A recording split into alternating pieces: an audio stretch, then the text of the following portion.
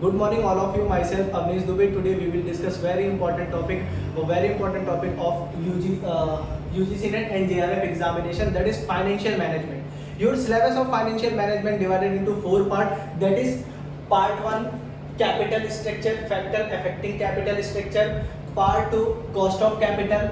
Part 3, leverage. And part 4. Part 4 में थोड़े 3-4 concept है, जैसे theory of capital structure, capital market, capital budgeting, working capital management and dividend policy. जो हमारा पूरा फाइनेंशियल मैनेजमेंट है, फाइनेंशियल मैनेजमेंट में एक्चुअली 4 से 5 टोटल 4 यूनिट है। 4 यूनिट में हमारी पहली यूनिट टोटल 4 पार्ट है। पार्ट 1 में हम पढ़ेंगे आज capital structure and factor affecting capital structure, और पार्ट 2 क्या है, cost of capital, part 3 leverage, और पार्ट 4 जो है वो थोड़ा लॉन्ग है, जैसे means theory of capital structure, capital market, capital budgeting, working capital management and dividend policy. Today we will complete 2 part, part 1 cost of capital, part 1 capital structure, part 2 factor affecting capital structure and part 2 cost of capital.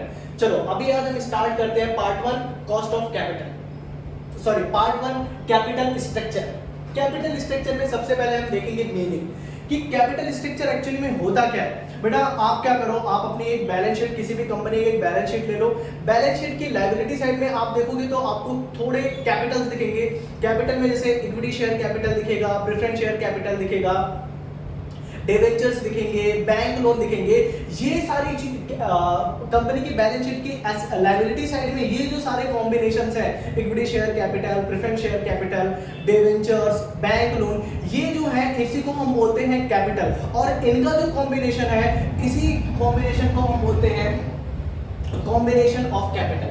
अभी और इसको हम और एक नाम से जानते हैं कैपिटल स्ट्रक्चर। कैपिटल स्ट्रक्चर का मतलब कि आपकी जो कंपनी है उसमें कितनी टाइप के कैपिटल है, आपने कितना इक्विटी शेयर लेके रखा है, कितना आपने प्रेफरेंशियल शेयर के थ्रू फंड रेज करके रखा है, कितना आपने डिवेंचर के थ्रू फंड रेज करके रखा है, कितना आपने बैंक के थ्रू लोन लेके रखा है। ठीक है, सपोज हम एक एग्जांपल लेते हैं, कोई एक कंपनी है ABC limited.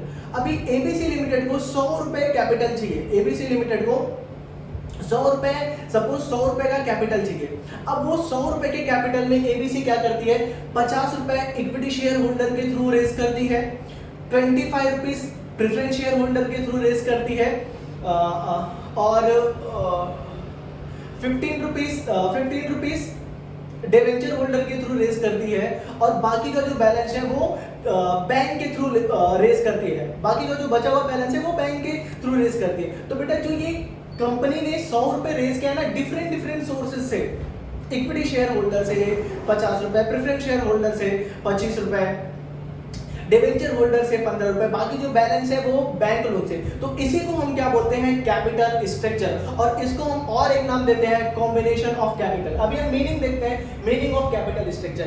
Meaning of capital structure, capital structure is the combination of capital from different source of finance. Different source of finance means आपने कितना पैसा इक्विटी शेयर होल्डर से रेज करके रखा है, आपने कितना पैसा प्रेफरेंस शेयर होल्डर से रेज करके रखा है, आपने कितना पैसा बैंक के थ्रू रेज करके रखा है, आपने कितना पैसा डिवेंचर होल्डर के थ्रू रेज करके रखा है। That is called different source of finance. ठीक है, the capital of A company consist of equity share holder, fund, preference share holder capital and long term external debt. Long term external debt means आप उसमें debentures भी आ जाएंगे, bank loans भी आ जाएंगे, long term bank loan भी आ जाएंगे। ये सारे क्या है आपके एक्सटर्नल डेट्स है। ठीक है, तो कैपिटल स्ट्रक्चर अगर हम इन जनरल सेंस देखें तो कंपनी डिफरेंट सोर्सेज से जो फंड रेज करती है उसको हम क्या बोलेंगे, कैपिटल स्ट्रक्चर और कॉम्बिनेशन ऑफ कैपिटल। जैसे मैंने आपको एग्जांपल भी दिया, एक कंपनी है एबीसी लिमिटेड, उसको 100 रुपए रेज करना है एज एन कैपिटल, तो 100 रुपए में वो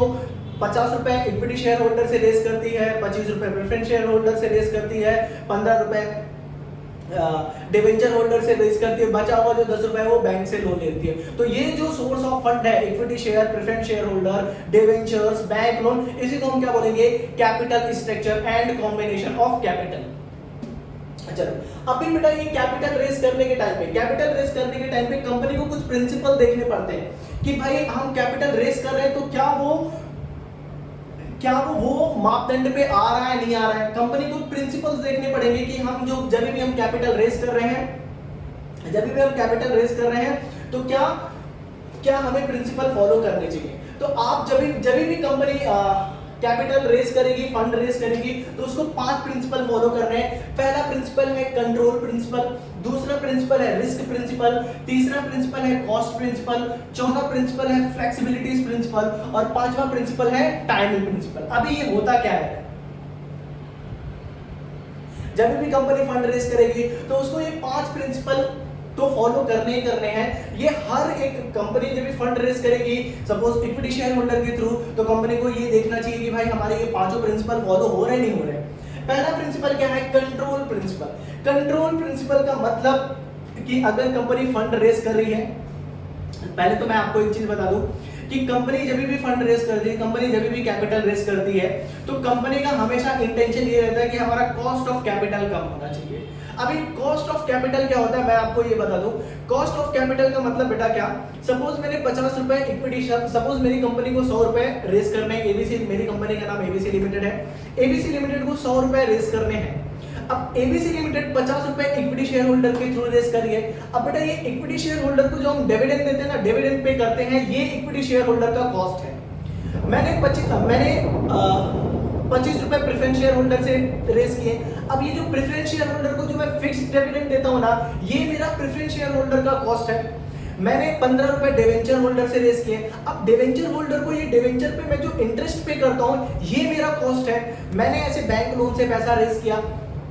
अब बैंक को मैं लोन के बदले इंटरेस्ट पे कर रहा हूं, ये जो इंटरेस्ट पे कर रहे हैं, ये मेरा कॉस्ट है। That is called cost of capital. तो एवरी कंपनीज का मेन एम होता है कि हमारा किसी ना किसी, हमारा कॉस्ट ऑफ कैपिटल कम ही होना चाहिए।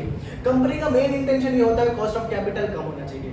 अभी ये प्रिंसिपल हमें बताता क्या है, हमें ये प्रिंसिपल ये बताता है कि कहीं कंपनी अपनी ये पॉलिसी को लेके कि हमारा कॉस्ट ऑफ कैपिटल कम होना चाहिए, कंपनी रिस्की ना हो जाए, कंपनी अपने कंट्रोल्स को खो ना दे। तो ये सारी चीजें, ये सारी प्रिंसिपल हमें ध्यान रखना पड़ेगा। पहला प्रिंसिपल क्या है, कंट्रोल प्रिंसिपल। अभी मैं कंट्रोल प्रिंसिपल आपको समझाऊं। सपोज मुझे, मेरी कंपनी है, मेरी कंपनी को 100 रुपए का फंड चाहिए, मुझे एज एन 100 रुपए कैपिटल चाहिए। मेरी कंपनी ऑलरेडी एग्जिस्टिंग कंपनी है, मेरे पास 200 कैपिटल पड़ा है। मुझे अपने बिजनेस को एक्सपांशन करने के लिए 100 रुपए और मार्केट से रेस करना है। अभी कंपनी को 100 रुपए मार्केट से रेस करना है। मैंने सोचा कि भाई 50 रुपए हम क्या करेंगे, इक्विटी शेयर होल्डर से रेस कर लेंगे और 50 रुपए हम डिवेंचर होल्डर के थ्रू रेस करेंगे। मतलब क्या, 50 रुपए मैंने इक्विटी फंड से रेस किया और 50 रुपए मैं डेट से रेस कर रहा हूं, ठीक है। अब कंट्रोल प्रिंसिपल का क्या रूल है, कंट्रोल प्रिंसिपल बोलता है कि जब भी मैं 50 रुपए इक्विटी शेयर होल्डर से रेस करूंगा, तो जो मेरे एग्जिस्टिंग शेयर होल्डर है, एग्जिस्टिंग इक्विटी शेयर होल्डर है, हमें पहले उनसे पूछना चाहिए कि भाई हम 50 रुपए रेस करने जा रहे हैं, क्या आप हमें पे कर सकते हो। अगर वो रेडी है तो आप उनसे ही पैसा लो। अगर वो डिनाई करते हैं तब फिर आप दूसरा ऑप्शन जाके पूछ सकते हो। अगर एग्जिस्टिंग इक्विटी शेयर रेडी है कि हाँ भाई हम 50 रुपए आपको देने के लिए रेडी है, देन आपको अपने एग्जिस्टिंग शेयर होल्डर से ही 50 रुपीज रेस करना है, ठीक है। आपको कंट्रोल ज्यादा से ज्यादा एग्जिस्टिंग शेयर होल्डर के पास ही रखना है। आपको अपने कंट्रोल को एक्सपांड नहीं करना है, कंट्रोल को दूसरों में नहीं बांटना है। तो कंट्रोल प्रिंसिपल भी, आप अगर कैपिटल इक्विटी शेयर होल्डर के थ्रू फंड रेस कर रहे हो, तो सबसे पहले आपको ये प्रिंसिपल ध्यान में रखना चाहिए कि कंट्रोल किसके हाथ में है। आपको एग्जिस्टिंग शेयर होल्डर को ही कंट्रोल देना चाहिए। क्योंकि सपोज मैं आपको एक एग्जांपल देता हूं कि मुझे 100 रुपए रेस करने, मेरी कंपनी है, मेरी कंपनी के पास 200 रुपए ऑलरेडी कैपिटल है, मतलब 200 रुपए का इक्विटी शेयर पहले से ही पड़ा है। अभी मुझे और 100 रुपए रेस करना है। अब अगर ये बेटा 100 रुपए में किसी तीसरे पर्सन से रेस करूंगा, मैंने 100 रुपए मिस्टर ए से लेके रखा है, 100 रुपए मिस्टर बी से लेके रखा है। अब अगर मैं ये 100 रुपए मिस्टर सी से लूंगा, तो जो प्रॉफिट मेरा आएगा वो मुझे तीनों में डिवाइड करना पड़ेगा। जो भी मुझे कंपनी में डिसीजन लेने पड़ेंगे वो तीनों के बेस पे ही लेने पड़ेंगे। तो हमें क्या करना है, कंपनी को ट्राई करना चाहिए कि जो कंट्रोल है वो कंट्रोल सिर्फ 2 के हाथ में ही रखे, तीसरा सी को इन्वॉल्व नहीं करे। अगर दोनों रेडी नहीं है 100 रुपए पे करने को, तो ही कंपनी क्या करेगी, सी के पास जाएगी। अगर ए और बी रेडी है कि हाँ भाई 50 रुपए मैं दे रहा हूँ, 50 रुपए तुम दे दो, तो हमारा कॉन्ट्रीब्यूशन क्या, 150 रुपए हम दे देंगे, 150 रुपए तुम दे दोगे, टोटल कंपनी के पास 300 रुपए का कैपिटल हो जाएगा। तो कंपनी के पास 300 रुपए का कैपिटल हो जाएगा। अगर ए और बी रेडी है तो कंपनी को ए और बी से ही शेयर्स लेने चाहिए, ए और बी से ही फंड्स लेने चाहिए, सी के पास नहीं जाना चाहिए। अगर ए और B, if A and B deny, then company को सी के पास जाना चाहिए और फंड रेज करना चाहिए। व्हाई? बिकॉज जैसे ही कंपनी सी के पास जाएगी, कम ए और बी का कंट्रोल क्या हो जाएगा, कम हो जाएगा। तो जब भी एक कंपनी फंड रेज करेगी तो कंपनी को कंट्रोल प्रिंसिपल को देखना चाहिए, भाई कंट्रोल हमेशा एग्जिस्टिंग शेयर होल्डर्स के ही पास है। होता क्या control principle? Capital structure should be designed in such a manner that existing share holder continue to hold majority share. यहाँ पे कंट्रोल प्रिंसिपल का बेसिकली बोलने का इंटेंशन ये है कि भाई जो एग्जिस्टिंग शेयर होल्डर है, मेजर स्टेक उनके पास ही रहना चाहिए। ठीक है, चलो मैं बोलूं कुछ, बीच बीच में कट कर देगा ना वीडियो। आ रहा है बराबर वो, ये बराबर दिख रहा है ना? रिस्क प्रिंसिपल बराबर आ रहा है वीडियो। रिस्क प्रिंसिपल क्या है? ऐसा 1 घंटे किस लगेगा, ज्यादा नहीं, 1 घंटे में लगेगा, बीच में। रिस्क प्रिंसिपल क्या है? रिस्क प्रिंसिपल क्या है? Capital structure should be designed in such a manner. Risk principle क्या है? Capital structure should be designed in a such manner that financial risk of company does not increase beyond tolerable। ठीक है, risk principal का मतलब क्या है बेटा? Company का, मैंने आपको बताया कि कंपनी का मेन इंटेंशन है कॉस्ट ऑफ कैपिटल को कम करना। अभी कंपनी अपनी कॉस्ट ऑफ कैपिटल को कम करने के चक्कर में कंपनी को रिस्की नहीं होना चाहिए। अभी रिस्की का मतलब क्या है कि कंपनी को ज्यादा से ज्यादा लोन नहीं लेना चाहिए, कंपनी को ज्यादा लोन के थ्रू फंड रेज नहीं करना चाहिए। सपोज मेरी कंपनी है, मेरी कंपनी में ऑलरेडी 200 कैपिटल है, मेरी कंपनी है, मेरी कंपनी को 2 लाख, मेरी कंपनी के पास ऑलरेडी 2 लाख का कैपिटल पड़ा है, मुझे और 2 लाख का कैपिटल चाहिए। अब जो मेरा प्रीवियस 2 लाख का कैपिटल है, पहले का जो 2 लाख का कैपिटल है ना, वो मैंने उसमें से 1 लाख रुपए मेरा इक्विटी शेयर होल्डर से मैंने रेज करके रखा था और 1 लाख रुपए मैंने डिवेंचर होल्डर के थ्रू पैसा रेज करके रखा है। ठीक है, अभी मेरा डेट इक्विटी रेशियो इक्वल है, मतलब मेरी कंपनी ना तो ज्यादा रिस्की है, मेरी कंपनी का कॉस्ट ऑफ कैपिटल भी जो है वो ठीक ठाक है। अभी मुझे नेक्स्ट और 2 लाख रुपए रेज करने हैं कंपनी के लिए, कंपनी के एक्सपांशन के लिए। अब ये जो 2 लाख रुपए है, अगर ये मैं पूरा का पूरा 2 लाख रुपए डिवेंचर होल्डर के थ्रू रेज करूंगा तो मेरा डेट इक्विटी रेशियो में डिफरेंस आ जाएगा, मतलब मेरा डेट, मेरी कंपनी में डेट ज्यादा हो जाएगा और इक्विटी कम हो जाएगा। मतलब क्या, मेरा ओवरऑल जो कैपिटल 4 लाख का है उसमें 3 लाख रुपीस डेट का दिखेगा और 1 लाख रुपए इक्विटी का दिखेगा, तो कंपनी रिस्की हो जाएगी। अभी कंपनी रिस्की क्यों होगी? मैं आपको बता रहा हूँ। इक्विटी शेयर होल्डर को हम डिविडेंड कभी देते हैं, अगर कंपनी को प्रॉफिट होता है तो ये उनको इक्विटी शेयर डिविडेंड देते हैं, अदरवाइज अगर मेरा मन है तो ही देंगे, अदरवाइज कंपनी के ऊपर ये बाउंडेशन नहीं है कि तुमको डिविडेंड देना ही देना है। ठीक है, अगर हमें प्रॉफिट होता है तो हम इक्विटी शेयर होल्डर को डिविडेंड देंगे। बट बेटा अगर सपोज डिवेंचर होल्डर को तो इंटरेस्ट फिक्स है, उनको इंटरेस्ट जाना ही जाना चाहिए, मुझे प्रॉफिट हो नहीं हो, कंपनी डिवेंचर होल्डर को इंटरेस्ट देगी, कंपनी डिवेंचर होल्डर का इंटरेस्ट होल्ड नहीं कर सकती। तो अगर बेटा कभी इन फ्यूचर में कंपनी को लॉस होता है तो कंपनी को डिवेंचर होल्डर्स को तो इंटरेस्ट फिक्स देना ही देना है। कंपनी एक बार अपने इक्विटी शेयर होल्डर को डिनाई कर सकती है कि भाई हम डिविडेंड नहीं देंगे, बट अगर कंपनी अपनी बैलेंस शीट में या अपनी कैपिटल में डेट का पार्ट ज्यादा रखती है तो इट मींस कंपनी बहुत रिस्की है। अगर फ्यूचर में कंपनी को लॉस होता है तो भी कंपनी को ये इंटरेस्ट पे करना ही पड़ेगा। तो जब भी हम फंड रेज करेंगे हमें कंपनी को ये चीज हमेशा ध्यान में रखना चाहिए कि भाई हमारा डेट और इक्विटी रेशियो बराबर होना चाहिए, हमारी कंपनी ज्यादा रिस्की नहीं होनी चाहिए। कंपनी जितना ज्यादा डेट यूज करेगी कंपनी उतना ज्यादा रिस्क में आएगी। ठीक है, चलो एक बार वापस से रिस्क देख लेते हैं। रिस्क प्रिंसिपल क्या होता है? Capital structure should be designed in such a manner that financial risk of company does not increase beyond the tolerable limit. ठीक है, जितना कंपनी हैंडल कर सकती है कंपनी को सिर्फ और सिर्फ उतने लिमिट तक ही डेट लेना चाहिए, अदरवाइज कंपनी को डेट लेने से बचना चाहिए। ठीक है, जितना कंपनी की कैपेसिटी हो, अगर कंपनी की कैपेसिटी कि हाँ भाई इतना हम इंटरेस्ट पे कर सकते हैं, अगर मुझे लॉस होता है तो भी तो उतने तक ही कंपनी को डेट लेना चाहिए। अदरवाइज कंपनी को हमेशा जब भी कंपनी फंड रेज करती है तो कंपनी को रिस्क प्रिंसिपल को ध्यान में रखना चाहिए कि हमारी कंपनी रिस्की तो नहीं है। ठीक है, चलो नेक्स्ट प्रिंसिपल क्या है, कॉस्ट प्रिंसिपल। मैंने आपको बताया हर एक कंपनी का इंटेंशन होता है कि कंपनी की कॉस्ट ऑफ कैपिटल कम हो, मिनिमाइज। हर कंपनी ट्राई करती है कि हमारा कॉस्ट ऑफ कैपिटल मिनिमम होना चाहिए। ठीक है, अभी कॉस्ट प्रिंसिपल क्या बोलता है, overall cost of principle remain minimum. मैं आपको पहले भी बताया कि कंपनी का मेन इंटेंशन फोकस क्या होता है, कंपनी के सीएफओ का फोकस क्या होगा कि हमारा कॉस्ट ऑफ कैपिटल हमेशा क्या होना चाहिए, मिनिमम होना चाहिए। मतलब कंपनी को इस टाइप से अपने कैपिटल स्ट्रक्चर को डिजाइन करना चाहिए कि जहां पे कंपनी का कॉस्ट ऑफ कैपिटल मिनिमम हो। अगर सपोज मुझे 200 रुपए रेस करने हैं तो मेरा कॉस्ट ऑफ कैपिटल 100 रुपए मैंने इक्विटी से रेस किया, 100 रुपए मैंने डेट से रेस किया, तो यहाँ पे अगर मेरा कॉस्ट ऑफ कैपिटल मिनिमम है तो मुझे ऐसे ही रेस करना चाहिए। अगर मैं सोचता हूँ कि मैं 50 रुपए इक्विटी शेयर होल्डर के थ्रू रेस कर लेता हूं, बाकी 150 रुपए डिवेंचर होल्डर के थ्रू रेस करूंगा, ऑब्वियसली यहाँ पे मेरा रिस्क ज्यादा है बट मेरा कॉस्ट ऑफ कैपिटल क्या है, मिनिमम है। तो अगर कंपनी रिस्की रहेगी तो कंपनी का कॉस्ट ऑफ कैपिटल हमेशा क्या रहेगा, कम रहेगा। ठीक है,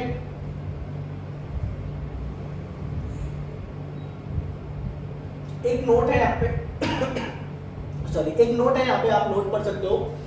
date capital is cheaper from capital due to 2 reason. Debt capital, अगर कंपनी डिवेंचर होल्डर के थ्रू पैसा रेस करती है तो वो कंपनी के लिए थोड़ा as compare to equity share holder, company के लिए वो थोड़ा चीप रहता है। क्यों, सस्ता रहता है। कंपनी अगर कंपनी डेट के थ्रू, बैंक लोन के थ्रू फंड रेस कर रही है, डिवेंचर होल्डर के थ्रू फंड रेस कर रही है, तो वो कंपनी को थोड़ा सस्ता पड़ता है as compare to equity share holder, as compare to preference share holder. Why, मैं आपको एक रीजन देता हूँ, क्योंकि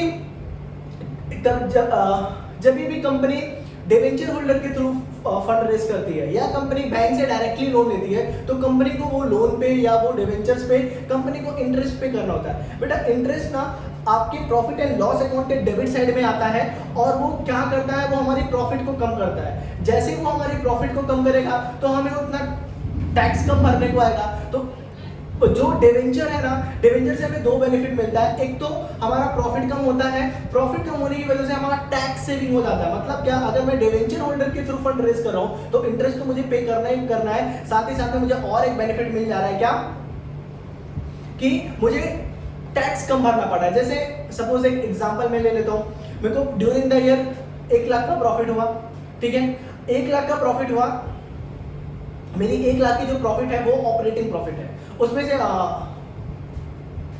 ऑपरेटिंग प्रॉफिट है। उसमें से मैंने क्या किया, उसमें से मैंने सपोज 15,000 रुपए या 30,000 रुपए मैंने इंटरेस्ट का माइनस किया, तो मेरा नेट प्रॉफिट कितना है, 70,000 रुपए। अब ये 70,000 रुपए पे ही मुझे 30% क्या करना है, टैक्स देना है। अगर मैं पूरा का पूरा पैसा इक्विटी शेयर होल्डर के थ्रू रेस करता हूँ तो मुझे 1 लाख का प्रॉफिट है, अब वो 1 लाख के प्रॉफिट पे ही मुझे पूरा का पूरा टैक्स देना है, क्योंकि यहाँ पे इंटरेस्ट का पोर्शन है ही नहीं। मैंने सारा का सारा फंड कहां से रेस करके रखा है, इक्विटी शेयर होल्डर से। तो इक्विटी शेयर होल्डर को हम डिविडेंड देते हैं, अभी ये डिविडेंड पे कोई टैक्सेशन बेनिफिट नहीं मिलता। तो इक्विटी डिवेंचर और बैंक के थ्रू जब भी आप बोरो करते हो तो आपको इसके 2 बेनिफिट मिलते हैं। एक तो आपको क्या होता है, आपका प्रॉफिट कम होता है, प्रॉफिट कम होने की वजह से टैक्स सेविंग आपको मिलती है। ठीक है, जैसे यहाँ पे बोला गया है,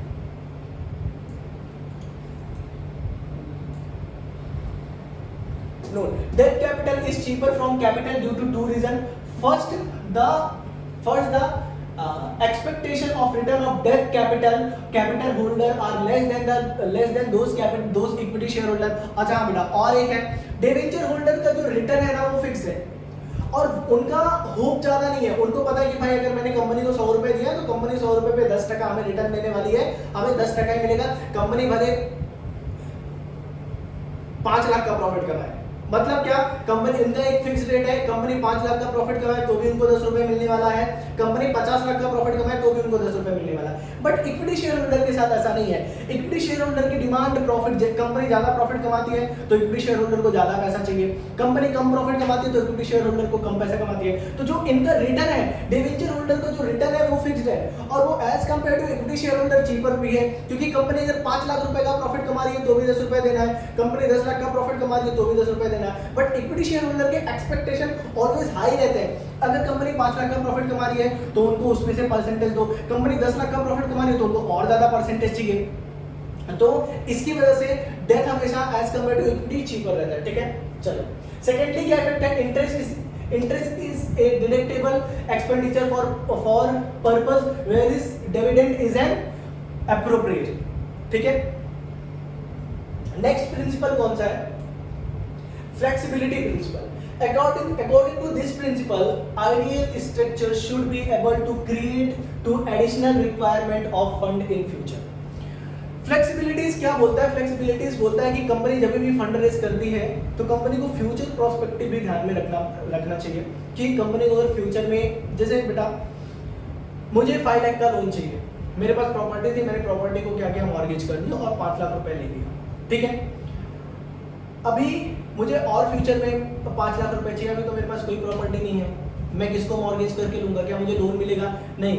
तो कंपनी जब भी फंड रेज करती है तो कंपनी को अपने एसेट्स को जो एज एन वो चार्ज रखती है उसे फ्लेक्सिबल रखना चाहिए, ताकि वो फ्यूचर में भी अगर कोई लोन ले सके, अगर कंपनी को फ्यूचर में भी कोई लोन लेना है तो वो किसी दूसरे एसेट्स को एज एन चार्ज रखे, एज एन मॉर्गेज रखे लोन ले सके, ठीक है। तो फ्लेक्सिबिलिटीज का मतलब क्या कि कंपनी जब भी फंड रेज कर रही है थ्रू डेट, थ्रू इक्विटीज, तो कंपनी का जो भी एसेट्स है जो मॉर्गेज कर रही है, जो वो चार्ज पे रख रही है, उसमें फ्लेक्सिबिलिटीज होनी चाहिए कि इन फ्यूचर अगर कंपनी को और भी फंड का रिक्वायरमेंट है तो वो फ्लेक्सिबिलिटीज, वो चार्ज को हटा के किसी दूसरे चार्ज में लगा के फंड रेज कर सके, ओके। नेक्स्ट क्या है, टाइमिंग प्रिंसिपल।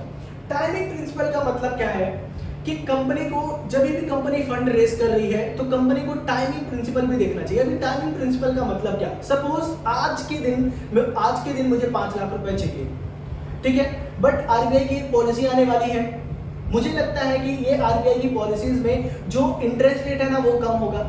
अगर आज मुझे लगता है कि 5 लाख रुपए मेरे लिए इतना इंपॉर्टेंस नहीं है, ये 5 लाख रुपए को मैं 2 महीने बाद भी अगर ये मैं लोन लूंगा तो भी चलेगा, तो कंपनी को ये 5 लाख रुपए 2 महीने के बाद लेना चाहिए।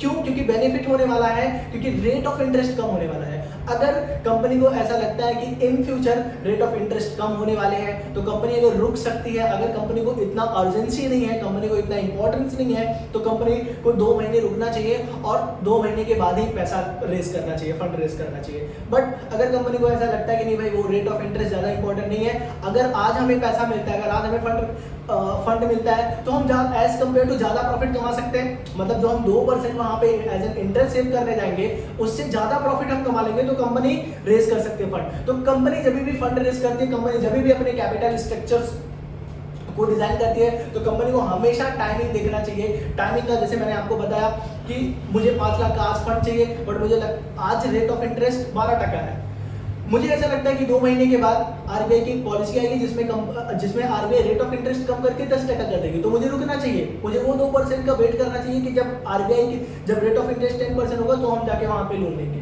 तो टाइमिंग, दैट इज टाइमिंग भी यहाँ पे बहुत इंपॉर्टेंट है। टाइमिंग सिर्फ रेट ऑफ इंटरेस्ट को नहीं है, गवर्नमेंट की पॉलिसीज को भी लेके है, मार्केट स्ट्रक्चर को भी है, कंपनीज की नीड क्या है, इन सब चीजों को भी ध्यान रखना चाहिए, ठीक है। चलो टाइमिंग प्रिंसिपल क्या है वो मैं आपको बता देता हूं। According to this principle ideal capital structure should be able to size market opportunities, should minimize cost of raising and obtain substantial saving, ठीक है। चलो next, factor affecting capital structure. Factor affecting capital structure में 3 structure है, पहला 3 factor है, पहला internal factor, external factor और general factor. Internal factor बेटा हमने देख लिया है, कॉस्ट फैक्टर, रिस्क फैक्टर और कंट्रोल फैक्टर। कॉस्ट फैक्टर जैसे आपने बोला कि कंपनी का मेन इंटेंशन क्या रहता है कि हमारा कॉस्ट ऑफ कैपिटल मिनिमाइज होना चाहिए। दूसरा क्या है, रिस्क फैक्टर। रिस्क फैक्टर का मतलब मैंने आपको बोला कि कंपनी ज्यादा रिस्की नहीं होनी चाहिए। इट मींस अगर कंपनी के पास 5 लाख का कैपिटल है तो कंपनी का जो प्रपोर्शन होना चाहिए वो इक्वल होना चाहिए, या फिर कंपनी ऐसा नहीं होना चाहिए कंपनी ने 4 लाख रुपए का डेट लेके रखा है, 1 लाख रुपए इक्विटी शेयर होल्डर से रेज करिए, तो इट मींस कंपनी ज्यादा रिस्की है। रिस्क फैक्टर भी कंपनी को ध्यान में रखना चाहिए, क्योंकि अगर कंपनी ज्यादा रिस्की हो जाएगी तो फिर कौन कंपनी में पैसा इन्वेस्टमेंट करेगा, कौन कंपनी पे भरोसा करेगा, ठीक है। उसके बाद लास्ट क्या है, थर्ड क्या है, कंट्रोल फैक्टर। कंट्रोल फैक्टर का मतलब मैंने आपको बोला कि कंट्रोल जो होना चाहिए वो एग्जिस्टिंग शेयर होल्डर के पास रहना चाहिए। ऐसा नहीं कि आप 50 लोगों को बुला लो, 50 लोग डिसीजन ले रहे हैं, ऐसा नहीं। डिसीजन मेकर कम होने चाहिए जिससे कंपनी कंपनी डिसीजन आसानी से ले सके, कंपनी अपनी पॉलिसी आसानी से डिसाइड कर सके। तो ज़्यादा से ज़्यादा कंपनी को फोकस करना चाहिए कि जो अगर हम इक्विटी शेयर होल्डर के थ्रू फंड रेज भी कर रहे हैं तो एग्जिस्टिंग शेयर होल्डर से ही फंड रेज करें, ठीक है। नेक्स्ट क्या है, एक्सटर्नल फैक्टर। एक्सटर्नल फैक्टर में पहला क्या है, general economic condition. General economic condition का मतलब क्या, हमारी कंट्री में क्या चल रहा है, ग्लोबलाइजेशन लेवल पे क्या चल रहा है, हमारी कंपनी का क्या स्कोप है, हमारी कंपनी की क्या इकोनॉमिक कंडीशन है, हम फाइनेंशियली वीक है, फाइनेंशियली स्ट्रांग है, ये बहुत हद तक कंपनी को अफेक्ट करता है। दूसरा क्या है, behaviour of interest rate. Interest rate का क्या बिहेवियर है, मार्केट में अगर हम लोन लेने जा रहे हैं तो इंटरेस्ट रेट क्या चल रहा है, ग्लोबली हम लोन लेने जा रहे हैं तो इंटरेस्ट रेट क्या चल रहा है। इंटरेस्ट रेट आपके रिस्क को डिवाइड, आपके रिस्क को बताता है। क्योंकि बेटा अगर आप डिवेंचर, सपोज आपने ज्यादा से ज्यादा पैसा डिवेंचर होल्डर से लेके रखा है, डिवेंचर होल्डर बोल रहे हमें इंटरेस्ट बढ़ाओ, हमारा इंटरेस्ट बढ़ाओ, हमारा इंटरेस्ट बढ़ाओ, तो कंपनी रिस्की होते चली जाएगी, कंपनी ज्यादा से ज्यादा रिस्क लेगी, रिस्की होते चली जाएगी। तो इंटरेस्ट फैक्टर भी बहुत हद तक डिसाइड करता है, कैपिटल स्ट्रक्चर को अफेक्ट करता है, ठीक है। नेक्स्ट क्या है, policy of the leading institution. जो लीडिंग इंस्टीट्यूशन है वो क्या पॉलिसी बना रही है, वो कंपनीज के फेवर में पॉलिसीज बना रही है, इकोनॉमी के फेवर में पॉलिसीज बना रही है, ये सारी चीजें भी बहुत हद तक डिसाइड करती है, ठीक है। उसके बाद क्या है, टैक्सेशन पॉलिसी। उसके बाद क्या है, टैक्सेशन पॉलिसी। गवर्नमेंट ने टैक्सेशन पॉलिसीज क्या बना के रखी है, गवर्नमेंट टैक्स रेट को ईयर वाइज ईयर इंक्रीज कर रही है, या गवर्नमेंट टैक्सेशन पॉलिसीज को डिक्रीज कर रही है, गवर्नमेंट टैक्स में कुछ रियायत दे रही है, या गवर्नमेंट कंटिन्यूअसली टैक्स बढ़ाई जा रही है। टैक्सेशन पॉलिसीज भी बहुत हद तक मैटर करती है। कहीं गवर्नमेंट ने एक ऐसी टैक्सेशन पॉलिसी बना दी, पहले क्या हमें इंटरेस्ट का डिडक्शन मिलता था, मतलब हम इंटरेस्ट क्लेम कर सकते थे as an profit and loss में। अभी गवर्नमेंट ने बता दिया कि भाई नहीं, इंटरेस्ट प्रॉफिट एंड लॉस में जाएगा नहीं, इंटरेस्ट को कैपिटलाइज करो। तो ये सारी पॉलिसीज भी बहुत हद तक अफेक्ट करती है हमारी कैपिटल स्ट्रक्चर को, ठीक है। स्टैट्यूटरी रिस्ट्रिक्शन, कंपनी कितना रिस्ट्रिक्शन लगा रही है, ज्यादा से ज्यादा गवर्नमेंट ज्यादा से ज्यादा रूल बना रही है, रेगुलेशन बना रही है। अगर हम सपोज डिवेंचर होल्डर्स के थ्रू फंड रेज करने, कंपनी गवर्नमेंट ने बोल दिया इतने सारे पेपर्स लेके आओ, ये सारे रिक्वायरमेंट्स फुलफिल करो, तो बहुत हद तक बेटा ये सारे जो पॉइंट्स दिए गए हैं, ये सारे एक्सटर्नल पॉइंट है जो कंपनी के कैपिटल स्ट्रक्चर को डायरेक्टली और इनडायरेक्टली अफेक्ट करते हैं, ठीक है। पहला मैंने आपको बता दिया, general economic condition. Economic condition company की क्या है, कंट्री की क्या है, ग्लोबली इकोनॉमिक कंडीशन क्या है, behaviour of interest rate. Interest rate क्या है, ऑब्वियसली अगर आपने कैपिटल रेज करके रखा है तो ऑब्वियसली आपका कुछ पोर्शन डेथ का होगा, कुछ पोर्शन आपका डेथ का होगा। जैसे आपने कुछ पोर्शन डिवेंचर होल्डर से लेके रखा होगा, तो उसमें भी देखना पड़ेगा भाई रेट ऑफ इंटरेस्ट ज़्यादा तो नहीं जा रहा है, रेट ऑफ इंटरेस्ट बहुत कम तो नहीं, अगर कम होगा तो ऑब्वियसली वो आपके कंपनी के फेवर में है। Rate of interest continuous government बढ़ा रही है तो ऑब्वियसली वो कंपनी के फेवर में नहीं है, ठीक है। चलो नेक्स्ट आ जाओ, journal factor. Journal factor, constitution of the company, characteristic of the company, stability of earning, attitude of the management. ये जनरल फैक्टर है जो कंपनी को कहीं ना कहीं कंपनी की कैपिटल स्ट्रक्चर को अफेक्ट करता है। जैसे कॉन्स्टिट्यूशन ऑफ द कंपनी। अभी आपने आपकी कंपनी बता, आपने एक रिजोल्यूशन पास किया है कि भाई हम फला बैंक से लोन नहीं लेंगे, हमारी कंपनी फला बैंक से लोन नहीं लेगी, और वही बैंक आपको लोन कम रेट पे प्रोवाइड कर रही है, तो ऑब्वियसली ये आपकी गलती है। ये कंपनी की कॉन्स्टिट्यूशन, कंपनी की कैपिटल स्ट्रक्चर को अफेक्ट करेगी। आपने बोल दिया हम किसी भी प्राइवेट फाइनेंशियल इंस्टीट्यूशन से फंड रेज नहीं करेंगे, तो ये ऑब्वियसली ये आपकी कंपनी की कैपिटल स्ट्रक्चर को अफेक्ट करेगा, क्योंकि आपकी कॉन्स्टिट्यूशन में है, आपके मेमोरेंडम ऑफ एसोसिएशन में है, आपने रूल बनाया, आपके आर्टिकल ऑफ एसोसिएशन में है, आपने इसके अगेंस्ट बोर्ड रेजोल्यूशन पास करके रखा है। Characteristic of the company. Characteristic of the company का मतलब क्या, कुछ फाइनेंशियल इंस्टीट्यूशन ऐसे हैं जो बड़ी कंपनी को लोन दे रहे हैं, या जो सिर्फ मॉडल ऑफ बिजनेस, अगर आपका मॉडल ऑफ बिजनेस ही है तो ही आपको लोन इजीली प्रोवाइड होगा। सपोज आपकी कंपनी वो बिजनेस नहीं कर रही है तो आपको वो लोन मिलेगा नहीं, इजीली नहीं मिल सकता, ठीक है। तो ये कैरेक्टरिस्टिक ऑफ द कंपनी में आपने बहुत सारे डिफॉल्ट करके रखे हैं, आपने बहुत सारे ईएमआईज नहीं भरी हैं, आपने बहुत सारे गवर्नमेंट के ड्यूज पेंडिंग करके रखे हैं, आपके ऊपर बहुत सारे केस चल रहे हैं, तो ऑब्वियसली आपको फंड नहीं मिलेगा, आपको मार्केट से इजीली फंड नहीं मिलेगा, आपको इन्वेस्टर नहीं मिलेंगे, आपको इक्विटी शेयर होल्डर नहीं मिलेंगे, तो बहुत हद तक कैपिटल स्ट्रक्चर को कंपनी की कैरेक्टरिस्टिक क्या है वो भी अफेक्ट करती है, ठीक है। स्टेबिलिटी ऑफ द अर्निंग, आपकी अर्निंग क्या है, आपकी अर्निंग में फ्लेक्सिबिलिटीज नहीं होनी चाहिए। कंटिन्यूअस आप ग्रोथ कर रहे हो नहीं कर रहे हो, अगर आप कंटिन्यूअस ग्रोथ करो ऑब्वियसली आपको मार्केट से इजीली फंड मिल जाएगा। आप कंटिन्यूअस लॉस में जा रहा हो ऑब्वियसली आपको कोई फंड नहीं प्रोवाइड करेगा। तो आपकी अर्निंग हमेशा स्टेबल होनी चाहिए और वो इंक्रीजिंग ट्रेंड में ही होनी चाहिए। नेक्स्ट क्या है, attitude of the management. Management का एटीट्यूड क्या है, मैनेजमेंट कितना रिस्क ले सकता है, मैनेजमेंट कैसी पॉलिसीज डिजाइन करता है, मैनेजमेंट कंपनी की फ्यूचर ग्रोथ को कैसे देख रहा है, ये सारी चीजें भी बहुत हद तक कंपनी के कैपिटल स्ट्रक्चर को अफेक्ट करती है। ओके, पार्ट 1 आज कंप्लीट हो गया, पार्ट 2 नेक्स्ट लेक्चर में हम देखेंगे। Okay, thank you so much. Please like, subscribe and share my YouTube channel.